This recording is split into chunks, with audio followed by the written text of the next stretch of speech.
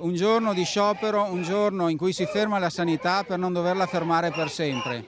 La sanità si ferma oggi per non fermarsi per sempre. È un urlo d'allarme, una richiesta d'aiuto e un appello accorato alla politica, ma anche una chiamata ad una presa di coscienza collettiva dello stato di crisi in cui versa la sanità pubblica, quello che si leva da medici e infermieri veneti, dalla ULSS 7 pedemontana alla ULSS 3 Serenissima, da Padova a Treviso, dalle montagne bellunesi alle pianure rodigine, un intero settore si mobilita per far sentire la propria voce, manifestando a Venezia davanti al Palazzo Grandi Stazioni della Regione per poi spostarsi in prefettura. Il rispetto degli infermieri passa attraverso il rispetto economico, il rispetto normativo, il rispetto nella sicurezza dei luoghi di lavoro, dato che le aggressioni sono sempre più frequenti e sempre più importanti.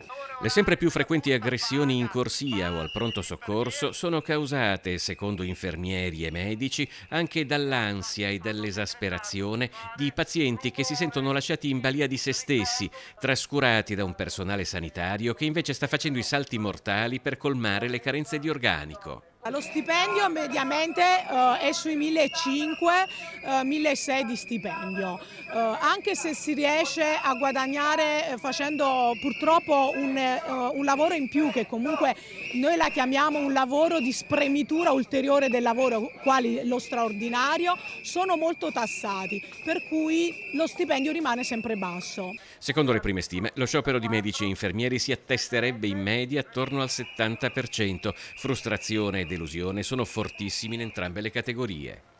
Promesse vane, mai mantenute, carenza di personale, carenza di risorse economiche, tagli sulle pensioni, il personale che se ne va perché trova molto meglio lavorare nel privato. Noi continuiamo a lavorare e teniamo duro per il momento, ma siamo sempre più in difficoltà e questa la gente la deve sapere.